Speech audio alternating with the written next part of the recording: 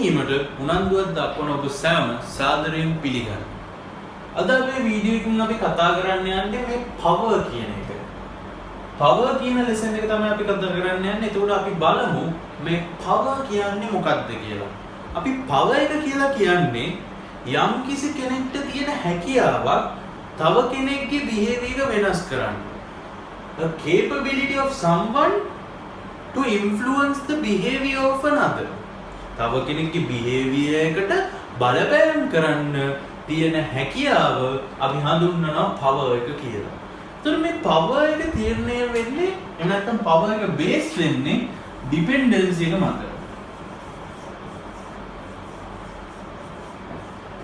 ඒ කියන්නේ අපි උදාහරණයක් විදියට කිව්වොත් මම A නම් ඔයා B නම් B කියන පුද්ගලයාගේ මං A කියන කෙනාට තියෙන ඩිපෙන්ඩන්සි එක B කියන කෙනාගෙන් A කියන කෙනා මත තියෙන යැපෙන ස්වභාවය මත තමයි මේ පවර් එක තීරණය වෙන්නේ. කියන්නේ B කියන කෙනා A කියන කෙනා මත යැපෙනවා නම් A කියන කෙනාට හැකියාව තියෙනවා අනිත් කෙනාගේ ඉන්ෆ්ලුවන්ස් එකට බිහේවියර් කරන්න. ඒ කියන්නේ A කියන කෙනාට කැමති විදියට B කියන කෙනාව හසුරවන්න පුළුවන්. ඒ B කියන කෙනාගේ ඩිපෙන්ඩන්සි එකක් තියෙනවා නම් A කියන කෙනාට A කියන කෙනාට B කියන කෙනා B ගෙන් A ට ඩිපෙන්ඩන්සි එකක් තියෙනවා නම් මේ B කියන කෙනා අනිවාර්යෙන් A කියන කෙනා මත යැපෙන්න ඕනේ. B කියන කෙනා A කෙනා එක්ක මත යැපෙන හින්දා තමයි B කියන කෙනාගෙන් මෙයාට ඩිපෙන්ඩන්සි එකක් ඇති වෙන්නේ. ඒතකොට මේ ඩිපෙන්ඩන්සි එක මත තමයි මේ පවර් එක කියන එක ඇති වෙන්නේ. මොකද මේ B කියන කෙනා A කියන කෙනාට ඩිපෙන්ඩන්සි එකක් දක්වනවා නම් මේ A කියන කෙනාට හැකියාව තියෙනවා මේ B කියන කෙනාව යාට ඕන විදිහට හසුරවන්න. එතකොට මේ ඩිපෙන්ඩන්සි එක ඇති වෙන්නේ කොහොමද? මේ ඩිපෙන්ඩන්සි එකක් ඇති වෙන්නේ ඇයි කියලා අහුවොත් මේ ඩිපෙන්ඩන්සි කියන එක ඇති වෙන්නේ මේ B කියන කෙනා මෙයා A කියන කෙනාට ඩිපෙන්ඩන්සි එකක් ඇති වෙන්නේ මේ B කියන කෙනා කැමති දෙයක්. එහෙම නැත්නම් එයා desired දෙයක්. මෙයා කැමති දෙයක් මේ A කියන කෙනා පාලනය කරනවා නම් එහෙම නැත්නම් මෙයා සතුව තියෙනවා නම් එතකොට මේ B කියන කෙනා ඒ දේ වෙනුවෙන් මෙයාට ඩිපෙන්ඩන්සි එකක් දක්වනවා. උදාහරණයක් විදිහට කිව්වොත් මේ A කියන කෙනා මැනේජර් නම් මේ B කියන කෙනා එම්ප්ලොයී නම් එම්ප්ලොයී ආස කරන සැලරි එක කන්ට්‍රෝල් කරන්නේ මේ A කියන මැනේජර්. එහෙම නැත්නම් ඒක එයා ගාව තමයි තියෙන්නේ සැලරි එක. එතකොට ඒ දේ වෙනුවෙන් ඒ සැලරි එක වෙනුවෙන් මේ එම්ප්ලොයී මේ මැනේජර්ට ඩිපෙන්ඩන්සි එකක් දක්වනවා. ඒ ඩිපෙන්ඩන්සි එක නිසා මේ මැනේජර් මේ එම්ප්ලොයීගේ බිහේවියර් එක පාලනය කරනවා. අන්න එහෙම තමයි පවර් එකක් ඇති වෙන්නේ. පවර් එකේ පදනම තමයි ඩිපෙන්ඩන්සි එක.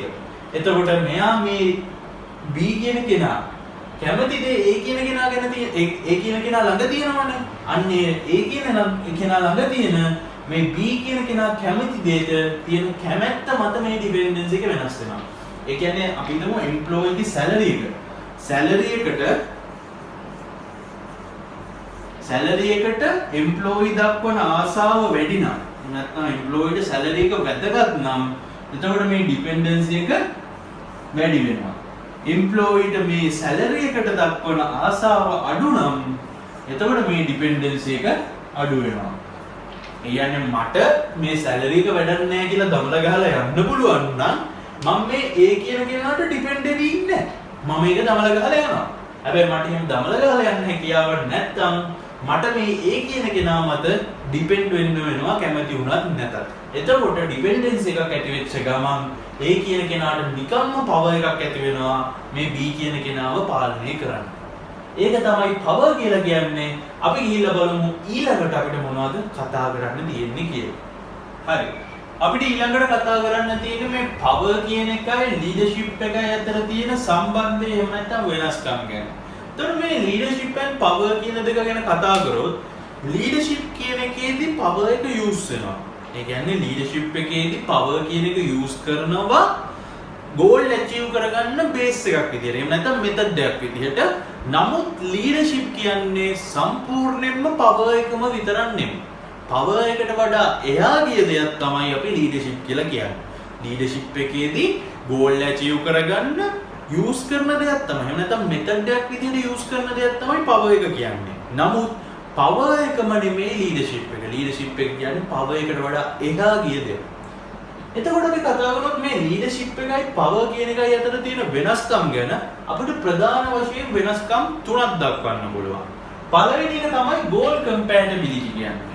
goal compatibility එකේදී leadership එකේදී නම් ඒ කියන්නේ අපි employees ලගේ goal employees ලගේ හිතේ තියෙන personal goals organization එකේ goals එක්ක compatible වෙන්න ඕනේ. ඒ කියන්නේ අපි හිතමු මමයි තව කෙනෙකුයි ඉන්නවා. මට salary එක වැඩි වෙන්න ඕනේ. අනිත් කෙනාට promotion එකක් ඕනේ. එතකොට goal එක achieve වෙද්දී organization එකේ goal එක කියන එක achieve වෙද්දී මගේ personal goal එක වෙන මගේ salary increment එකත් අනිත් කෙනාගේ personal goal එක වෙන promotion එකක් කියන දෙකම ඉටු වෙලා තියෙන්න ඕනේ leadership එකක් නම් එතන තියෙන්නේ. leadership එකක් තියෙද්දී අනිවාර්යෙන් individual goals එක organizational goal එක compatible වෙන්න ඕනේ. එතකොට power එකේදී එහෙම අවශ්‍යතාවයක් නැහැ. goal එක compatible වෙන්න ඕනේ. අනිත් කෙනාගේ goal එක ඉටු වුණත් එකයි නැතත් එකයි. එතන අනිත් කෙනාගෙන් dependency එක තියෙනවා නම් එච්චරයි. අනිත් කෙනාගේ dependency එක තියෙනවා නම් එතනින් එහාට දෙයක් power එකට වැදගත් වෙන්නේ නැහැ. එතකොට ඊළඟ එක තමයි leadership එක ගත්තොත් downward influence එකක් තියෙනවා. ඒ මොකක්ද? downward influence එකක් කියන්නේ hierarchy එක ගත්තොත් hierarchy එකක් තියෙනවා. hierarchy එක ගත්තාම අපි උදාහරණයක් විදිහට ගමු. මෙතන ඉන්නවා CEO කියලා. මෙහෙම එකක් යනවා. මෙහෙම දෙයක්. මෙහෙමයි වෙනවා. downward influencing කිව්වහම මෙතන නම් ඉන්නේ මම downward influencing කිව්වම පහළට මට යට ඉන්න මගේ subordinates ලව මම influence කරන්න තමයි leadership කියන එක පාවිච්චි කරන්නේ. නමුත් මේ power කියන එක downwardම විතරක් නෙමෙයි. downwardම විතරක් නෙමෙයි. ඒක ඕන direction එකකට පාවිච්චි කරන්න පුළුවන්. ඕනම direction එකකට පාවිච්චි කරන්න පුළුවන්. උදාහරණයක් විදිහට දැන් මේ downward influence එකක් කියන එක අපිට තේරෙනවා power එක use කරලත් කරන්න පුළුවන්. අපේ subordinates වලට අපිට power එක use කරන්න පුළුවන්. ඒත් ඔයාලට හිතෙන්න පුළුවන් කොහොමද උඩට අපි influence කරන්න power එකෙන් කියලා. උඩට influence කරන විදිහ තමයි මම ගිහිල්ලා මම සමිතියක් හදාගන්නවා. හදාගෙන එහෙම නැත්නම් මම උපවාසයක් කරනවා. එහෙම නැත්නම් මම උද්ඝෝෂණයක් කරලා උඩ අයට influence කරනවා. මගේ එතන මට ඇති වෙනවා power එක. මොකද මේ සමිතියේ හින්දා. අන්න ඒවට අපි උඩටත් ඉන්ෆ්ලුවන්ස් කරලා තියෙනවා power එක පාවිච්චි කරලා. ඒ වගේම අපිට අපේ සබෝඩිනේට්ස් ලා ඒ කියන්නේ අපිත් එක්ක වැඩ කරන අපේම ලෙවල් එකේ අයට ඉන්ෆ්ලුවන්ස් කරන්න පුළුවන් මේ පැත්තට. එහෙම ඉන්ෆ්ලුවන්ස් කරන්න කොහොමද කියලා අහුවොත් මම ගිහිල්ලා ලොක්කට ගොට්ටල්ලා අන්තිමට ලොක්ක දැන් මොන දේ කිව්වත් මාව විශ්වාස කරන තත්ත්වයට ආපුවාම මට පුළුවන් මාත් එක්ක වැඩ කරන අනිත් අය ලව්වා මගේ වැඩ කරගන්න. මොකද එයාලා ලොක්ක ගාවට ගිහිල්ලා කිව්වොත් මෙහෙමයි මෙයා මෙහෙමයි කියලා ලොක්ක ඒත් ගන්නේ මගේ පැත්ත නම් එයාලා මං කියන දේ අහගෙන වැඩ කරනවා. එතනදී මගේ power එක ඇති වෙනවා lateral පැත්තට. මේ තියෙන්නේ downward influence, upward influence, lateral influence කියන තුන් පැත්තටම influence කරන්න පුළුවන් මේ power එකට. එතකොට අපි කතා කරමු style එක ගැන. leadership එකේදී පාවිච්චි කරන්නේ leadership styles. අපි කලින් පාඩ මේ කතා කරා මතක ඇති leadership styles පිළිබඳව. leadership styles තමයි මෙතන පාවිච්චි කරන්නේ. හැබැයි power එකේදී තනිකරම forceful style එක තමයි පාවිච්චි කරන්නේ. අනිත් අයට කිව්වා ඒ දේ වෙන්න ඕනේ නැත්තම් ඒකට දඬුවම් එහෙම නැත්තම් මොන හරි වෙන්න පුළුවන්. ඒ තනිකරම forceful style එකක් තමයි power එකේ තියෙන්නේ. මේකදී අපි පාවිච්චි කරන්නේ leadership styles. අපි ගිහිල්ලා බලමු ඊළඟට අපිට මොනවද කතා කරන්න තියෙන්නේ කියලා. හරි. ඊළඟට අපි කතා කරන්න යන්නේ power එකේ තියෙන bases. ඒ කියන්නේ power එක උපත ලබන එහෙම නැත්නම් power එක ඇති වෙන සාධක ගැන තමයි අපි කතා කරන්න යන්නේ. මේම power එක ඇති වෙන්න මූලික වෙන සාධක ගැන පහක් අපි කතා කරනවා. පළවෙනි එක තමයි coercive power. coercive power එකේදී වෙන්නේ threatening මගින්. අනිත් අයව බය කරලා යාළුව ඩිමෝට් කරනවා, ඔයාලව මං අයින් කරනවා, ඔයාලට මං හොඳ නැති performance එකක් කියලා කියනවා කියලා බය කරලා ඒකෙන් power එකක් ඇති කරගන්නවා නම් අපි ඒකට කියනවා coercive power කියලා. ඊළඟ එක තමයි reward power. reward power එකේදී employees ලට reward ලබා දීලා තමයි යාළුවගේ ඩිපෙන්ඩන්සි එක ඇති කරගන්න. එයාලට රිවෝඩ් ලබා දීලා ඩිපෙන්ඩන්සි එකක් ඇති කරගෙන ඒකෙන් පවර් එක ඇති කරගන්නවා නම් අපි ඒකට කියනවා රිවෝඩ් පවර් කියලා. ඊළඟට ලෙජිටිමේට් පවර්. ලෙජිටිමේට් පවර් එකේදී යම් කිසි ලීඩර් කෙනෙක්ට එහෙම නැත්නම් යම් කිසි කෙනෙක්ට පවර් එක තමන්ගේ පොසිෂන් එකෙන් ලැබෙනවා. තමන්ගේ තනතුර නිසා පවර් එකක් ලැබෙනවා නම් අපි ඒකට කියනවා ලෙජිටිමේට් පවර් කියලා. එතකොට එක්ස්පර්ට් පවර් කියන එකේදී වෙන්නේ එක්ස්පර්ට් පවර් කියන එකේදී ඕගනයිසේෂන් එක ඇතුලේ මට කරන්න පුළුවන් දෙයක් තියෙනවා. ඒ දේ වෙන කාටවත් ඕගනයිසේෂන් එක ඇතුලේ කරන්න බැරි නම් අන්න එතකොට මට එක්ස්පර්ට් පවර් කියලා එකක් ඇති වෙනවා. මොකද ඒ දේ කරගන්න අනිත් අය මගෙන් ඩිපෙන්ඩ් වෙන්න ගන්නවා. එතකොට මට එක්ස්පර්ට් පවර් කියලා එකක් ඇති වෙනවා. ඊළඟට රෙෆරන්ට් පවර් කියන එක ගැන කතා කරොත් මෙතනදී මිනිස්සුත් එක්ක තියෙන සම්බන්ධතාව නිසා ඇති කරගන්න පවර් එක. ඒ කියන්නේ මම අර කලිනුත් ඔයාලට උදාහරණයක් ගත්තා.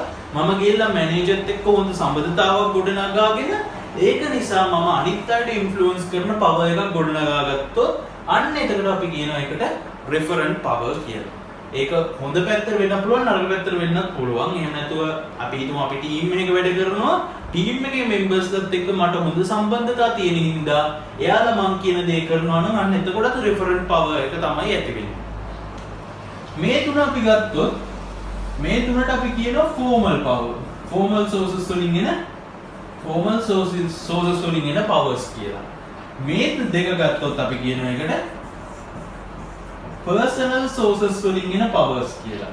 අරවා formal sources වලින් එන powers මේක personal sources වලින් එන powers. එතකොට සාමාන්‍යයෙන් organization එකකට වඩා සුදුසු වෙන්නේ personal sources වලින් එන powers. මොකද මේවා පුළුවන් තරම් satisfaction එක ඇති කරන පැත්තට තමයි බලන්නේ. එහෙනම් මේ personal sources වලින් එන powers වඩාත් වැදගත් වෙනවා organization එකකට. හරි.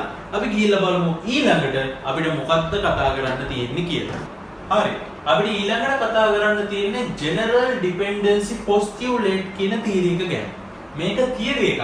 මේ theory එකේ ප්‍රධාන වශයෙන් කරුණු තුනක් ගැන කතා කරනවා. general dependency postulate කියන එකේ කරුණු තුනක් ගැන කතා කරනවා. පළවෙනි කරුණ තමයි A කියන කෙනාට B කියන කෙනාගේ dependency එකක් තියෙනවා නම්, ඒ කියන්නේ dependency එකක් තියෙන්න නම් මේ පුද්ගලයා මෙහා කැමති දෙයක් අයිති කරගෙන තියෙන්න ඕනේ. ඒ කියන්නේ B කැමති දෙයක් A සතුව තියෙන්න ඕනේ. ඒ වගේම B කැමති දේ, ඒ කියන්නේ අපි හිතමු B කැමති salary කියලා, ඒ salary එක පාලනය කරන එකම පුද්ගලයා A නම් B කැමති salary එක අයිති කෙනත් මෙයා B කැමති salary එක control කරන එකම පුද්ගලයාත් මෙයා නම් B කියන කෙනා කැමති දේ අයිතිත් මෙයාට, ඒ වගේම ඒ දේ පාලනය කරන එකම කෙනත් මෙයා නම් එතකොට මේ B කියන කෙනා මේ A කියන කෙනාට දක්වන ඩිපෙන්ඩන්සි එක ඉතාමත් වැඩි. B කියන කෙනා කැමති salary එක තියාගෙන ඉන්නෙත් මෙයා, ඒක පාලනය කරන්න පුළුවන් එකම කෙනත් මෙයා. එහෙනම් මේ ඩිපෙන්ඩන්සි එක ගොඩක් වැඩි. අපි උදාහරණයක් විදියට ගත්තොත් මම එම්ප්ලොයී කෙනෙක්. මම කැමති salary එකට. ඒ හින්දා මට ඉන්නවා එක මැනේජර් කෙනෙක්. ඒ මැනේජර්ට මම දක්වන ඩිපෙන්ඩන්සි එක ගොඩක් වැඩි. මොකද එයාට විතරයි මගේ salary එක control කරන්න හැකියාව තියෙන්නේ. මොකද එක මැනේජර් කෙනා ඉන්නේ. හරි. අපි ගමු කම්පැනි එක මම තමයි එම්ප්ලොයී. මට මැනේජර්ස්ලා 3 දෙනෙක් ඉන්නවා. ඒ 3 දෙනාටම salary එක control කරන්න පුළුවන්. එතකොට මේ හැමෝටම තියෙනවා මං කැමති දේ අයිති ඒ 3 දෙනාටම. ඒ වුණාට ඒක ඒක පාලනය කරන්න ඉන්නේ තනි කෙනෙක් නෙමෙයි. 3 දෙනෙක් ඉන්නවා. එතකොට දැන් මේක පාලනය කිරීමේ බලය එක මැනේජර් කෙනෙක්ට තියෙන්නේ 3න් 1යි. මොකද 3 දෙනෙක් ඉන්නවා, 3 දෙනාගෙන් එක්කෙනෙක්ට තියෙන්නේ 3න් 1ක බලයක් විතරයි. එතකොට මං එයාට දක්වන ඩිපෙන්ඩන්සි එකත් 3න් 1යි. කලින් මගේ 100% ඩිපෙන්ඩන්සි එක තිබ්බේ තනි පුද්ගලයෙක්ට. හැබැයි දැන් 3 දෙනෙක් ඉන්න හින්දා 3න් 1 ඩිපෙන්ඩන්සි එකක් තමයි මම දක්වන්නේ එක මැනේජර් කෙනෙක්ට. අන්න ඒ වගේ මෙතන ඉන්න කන්ට්‍රෝල් කරන්න පුළුවන් ඒ අදාළ මෙයා කැමති දේ කන්ට්‍රෝල් කරන්න පුළුවන් මැනේජර්ස්ලා ගන්න, එහෙම නැත්නම් පුද්ගලයන් ගන්න වැඩි වෙන්න මේ ඩිපෙන්ඩන්සි එක අඩු වෙනවා. හැබැයි ඒ පුද්ගලයන් ගන්න අඩු වෙන්න මේ ඩිපෙන්ඩන්සි එක වැඩි වෙනවා. එක පුද්ගලයෙක් නම් තියෙන්නේ එතකොට ලොකු ඩිපෙන්ඩන්සි එකක් තියෙනවා. එතකොට මේක දෙවෙනි කරුණ විදිහට කියනවා alternative source of supply. alternative source of supply කියවම කට්ටිය හිතනවාද මේ මොකක්ද කියලා. alternative source of supply කියන්නේ power එක. ඒ කියන්නේ dependency එක අයිති වෙන එහෙම නැත්නම් power එක ඇති කරගන්න පුද්ගලයන් ප්‍රමාණය. එතකොට මට ඉන්නේ එක මැනේජර් කෙනයි නම් එතකොට එතන alternative source of supply එක එකයි. මට ඉන්න ප්‍රමාණය මැනේජර්ස්ලා 3 දෙනයි නම් එතකොට alternative source of supply එක 3යි. එතකොට මට මැනේජර්ස්ලා 10ක් ඉන්නවා නම් මගේ alternative source of supply එක 10යි. එතකොට මේ alternative source of supply කියන එක වැඩි වෙද්දී මේ alternative source of supply කියන එක වැඩි වෙද්දී dependency එක වැඩි වෙනවා. dependency එක අඩු වෙනවා. හැබැයි මේක අඩු වෙද්දී dependency එක වැඩි වෙන්න ගන්නවා. අර අපි කිව්ව කලින් කතාව මැනේජර්ස්ලා ගන්න වැඩි වෙද්දී dependency එක අඩු වෙනවා. මැනේජර්ස්ලා ගන්න අඩු වෙද්දී dependency එක වැඩි වෙනවා. alternative source of supply කියන්නේ power එක අයිති වෙන පුද්ගලයන් ගන්න. එතකොට මැනේජර්ලා ගන්න තමයි මම එතන උදාහරණ විදිහට ගත්තා. හරි. එතකොට අපි තුන්වෙනි කරුණෙන් මෙයාලා කියනවා මේ dependency කියන එක. මේ dependency කියන එක රඳා පවතිනවලු සාධක තුනක් මත. රඳා පවතිනවලු සාධක තුනක් මත. මොනවද මේ සාධක තුන? එක තමයි importance. importance කියන එක. අනිත් එක scarcity. scarcity. ඊළඟ එක තමයි මේ importance, scarcity and non-substitutability. Importance, scarcity and non-substitutability. එතකොට මේ කරුණු තුනෙන් dependency එක වැඩි කරනවායි කියලා කියනවා. පළවෙනි එක තමයි importance කියන එක. importance කියලා මෙතනදී කියන්නේ මම මේ A කියන පුද්ගලයා ඉන්නවනේ. ඒ A කියන පුද්ගලයා මේ B කියන පුද්ගලයා කැමති දෙයක් තියන් ඉන්නවනේ. අන්න ඒ පුද්ගලයා තියාගෙන ඉන්න මේ B කැමති දේ තියෙන වැදගත්කම. ඒ කියන්නේ මෙයාගේ සැලරි එක මෙයා තියාගෙන ඉන්නවනේ. මෙයාගේ සැලරි එක තමයි මෙයා පාලනය කරන්නේ. B කැමති සැලරි එක මෙයා පාලනය කරනවා. අන්න ඒ පාලනය කරන සැලරි එක කොච්චර මේ B කියන පුද්ගලයාට වැදගත්ද කියන එක තමයි importance කියලා කියන්නේ. A කියන පුද්ගලයා B කියන පුද්ගලයා කැමති දේ තියාගෙන ඉන්නවා. එන්නේ කැමති දේ මේ B කියන පුද්ගලයාට කොච්චර වැදගත්ද කියන එක තමයි මෙතනදී කියන්නේ. ඒ දේ වැදගත් වෙන්න ඒ දේ මේ B කියන පුද්ගලයාට වැදගත් වෙන්න dependency එක වැඩි වෙනවා. හැබැයි ඒ දේ මේ පුද්ගලයාට වැදගත් නැත්නම් dependency එක අඩු වෙනවා. අපි හිතමු අපේ salary එක මැනේජර් පාලනය කරනවා. ඒ salary එක මට වැදගත් නැත්නම් මම දමල ගහලා යනවා. එතකොට මගේ importance එක අඩු නම් dependency එක අඩුයි. හැබැයි මට ඒ දේ වැදගත් නම් එයා මොන දේ කිව්වත් මම ඉවසන් ඉන්නවා. එතකොට මගේ dependency එක වැඩි. එතකොට මේ scarcity කියන්නේ හිඟ බව. ඒ කියන්නේ මේ පුද්ගලයා කැමති දේ මෙයා ගාව තියෙනවා. ඒ දේ කොච්චර හිඟ දෙයක්ද කියන එක. salary එක හිඟයි නම් salary එක හොයාගන්න අමාරුයි නම් මට පඩියක් හොයාගන්න අමාරුයි නම් මට ඒක හිඟයි නම් එතකොට මං එයාට දක්වන dependency එක වැඩි වෙනවා. ඒක හිඟ නැත්තම් ඒක අඩු වෙනවා. මට වෙන job එකකට ගිහිල්ලා ඒ salary එක ගන්න පුළුවන් නම් ඒක හිඟ නැහැ. එහෙමනම් මගේ dependency එක අඩුයි. හැබැයි ඒක මට වෙන job එකකට ගිහිල්ලා ගන්න බැරි salary එකක් නම් එතකොට මේක හිඟ වෙන්න මගේ dependency එක වැඩි වෙනවා. එතකොට non substitutability. ඒ කියන්නේ මට ලබා දෙන salary එක, ඒ කියන්නේ යා මගේ පාලනය කරනවා මම කැමති salary එක, ඒ salary එක වෙනුවට මට පාවිච්චි කරන්න කිසිම දෙයක් නැත්තම්, ඒ salary එක වෙනුවට මට ගන්න එහෙම නැත්තම් වෙන මුකුත් ඒ වෙනුවට පාවිච්චි කරන්න බැරි නම් non substitutability කියලා කියනවා. එතකොට non substitutability ඒ කියන්නේ මගේ ආදේශක නැත්තම් මුකුත් ඒ මගේ පඩියට, එතකොට මගේ dependency එක වෙනවා. හැබැයි මේ දෙයට මට ආදේශක තියෙනවා නම් එතකොට මගේ dependency එක අඩු වෙනවා. ආදේශක නැති වෙච්ච ගමන් මේ වැඩි වෙනවා. ආදේශක වැඩි වෙච්ච ගමන් වැඩි වෙනවා dependency එක අඩු වෙනවා. ආදේශක අඩු නම් dependency එක වැඩි වෙන්න ගන්නවා.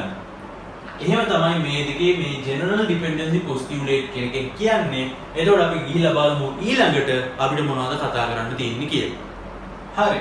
අන්තිම වශයෙන් අපිට කතා කරන්න තියෙන්නේ types of power ගැන. මේ power කියන මාතෘකාව යටතේ types of power ගැන කතා කරද්දී පළවෙනියටම තියෙනවා legitimacy power කියලා. legitimacy power කියන්නේ තමන්ගේ position එක නිසා ලැබුණු power එක.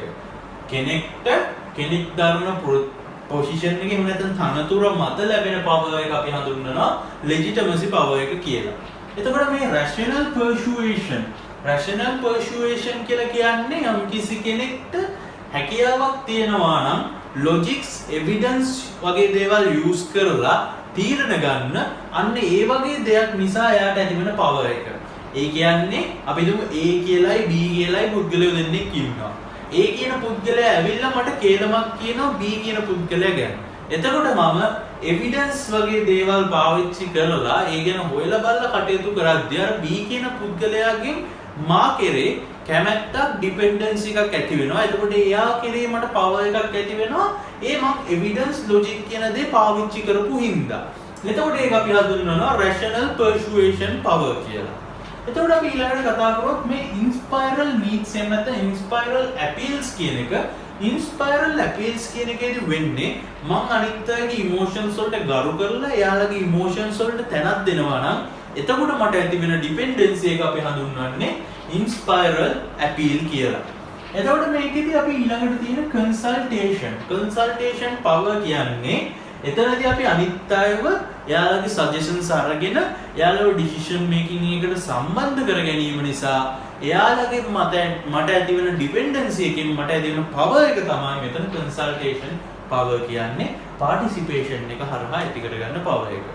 ඊළඟට අපි කතා කරනවා එක්ස්චේන්ජ් පවර් කියලා. එක්ස්චේන්ජ් පවර් කියන එකේදී වෙන්නේ රිවෝඩ්ස් මගින්. මම අනිත් අයට රිවෝඩ්ස් දීලා එයාලකින් මේ රිවෝඩ්ස් වෙනුවට ඩිපෙන්ඩන්සි එකක් ඇති කරගන්නවා. ඒ පවර් එක අපි එක්ස්චේන්ජ් පවර් කියලා හඳුන්වනවා. ඊළඟට අපි කතා කරමු මේ පර්සනල් අපීල් කියන එක. පර්සනල් අපීල් කියන එකේදී අනිත් අයත් එක්ක මම ෆ්‍රෙන්ඩ්ලි විදිහට කටයුතු කරලා එයාලගෙන් හැම දෙයකම ඇග්‍රීමන්ට් අරගෙන ලබා ගන්න පවර් එක. මම එයාලත් එක්ක හොඳට කතා කරලා සුවදව කතා කරලා එයාලට ඕන දේවල් දීලා එයාලත් එක්ක එයාලගෙන් අහනවා මේ දේ අපි කරමුද?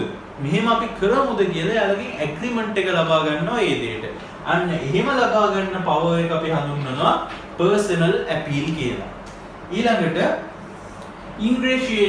ingratiating power කියන්නේ අපි මෙතනදි කරන්නේ අනිත් අයත් එක්ක මුලින්ම අපි සුවදව කතා කරලා බහ කරලා එයාලට ඕන දේවල් මොනවද අහලා ඊට පස්සේ කියනවා රික්වෙස්ට් එකක් තමයි කරන්නේ. අතටදී ඇග්‍රීමන්ට් එකක් ගත්තේ මෙතන රික්වෙස්ට් එකක් කරනවා අපි මෙහෙම කරමුද? අපි මෙහෙම කරමුනේ. එහෙම කියලා රික්වෙස්ට් එකක් තමයි මෙතනදි කරන්නේ. ඒ රික්වෙස්ට් කරලා ඒ මගින් ලබා ගන්න පවර් එක අපි ingratiating power කියලා හඳුන්වනවා. ඊළඟට pressure power එකේදී වෙන්නේ අනිත් අය බය කළා. එයාලට threatening එකක් දීලා එහෙම නැත්නම් punishments මගින් ඇති කරගන්න පවර් එක අපි pressure කියලා හඳුන්වනවා. ඊළඟට අපි කතා කරන පවර් එක තමයි collisions power. අපි colleague කියලා කියන්නේ අනිවාර්යෙන් colleague මගේ යාළුවා. ඒ කියන අදහස මේ collision power එකේදී වෙන්නේ අනිත් අයගෙන් support එක ඉල්ලනවා. support එක ඉල්ලලා ඒ මගින් ඇති කරගන්න පවර් එක අපි collisions power කියලා හඳුන්වනවා. එතකොට මේකෙදී අපි ප්‍රධාන වශයෙන් මේවා යොදා ගන්න දේවල් ගත්තොත් මේවා එක එක ක්‍රම වලට යොදා ගන්න පුළුවන්. හැබැයි මේ rational persuasion කියන එක තමයි එකම upward influencing power එක. උඩට ඒ කියන්නේ අපේ hierarchy එකේ අපි ඉන්න තැනින් උඩට influence කරන්න පුළුවන් එකම power එක තමයි rational persuasion කියන්නේ. ඒ වගේම මේ rational persuasion කියන power එක යොදා ගන්න පුළුවන් upward influence වලට, downward influence වලට වගේම lateral influence වලට. ඒ කියන්නේ අපිට වඩා පහළින් ඉන්න අයව influence කරන්නත් පුළුවන්, අපිට වඩා ඉහළින් ඉන්න අයව influence කරන්නත් පුළුවන්, අපේ මට්ටමේ ඉන්න අයවත් influence කරන්න පුළුවන් මේ rational persuasion කියන method එකට.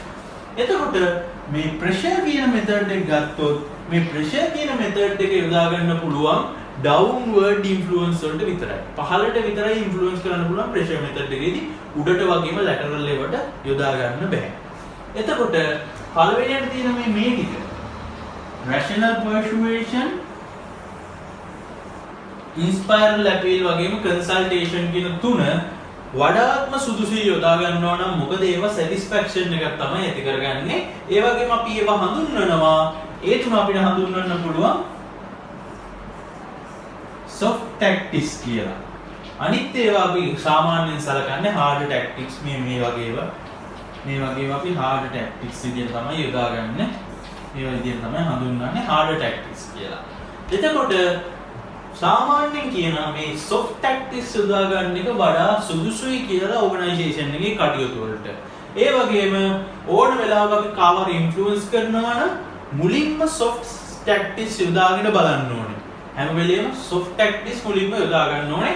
එතකොට එයා soft tactics යොදාගෙන ඒත් එයා හරියට වැඩ කරන්නේ නැත්නම් තමයි අපි hard tactics වලට යන්නේ.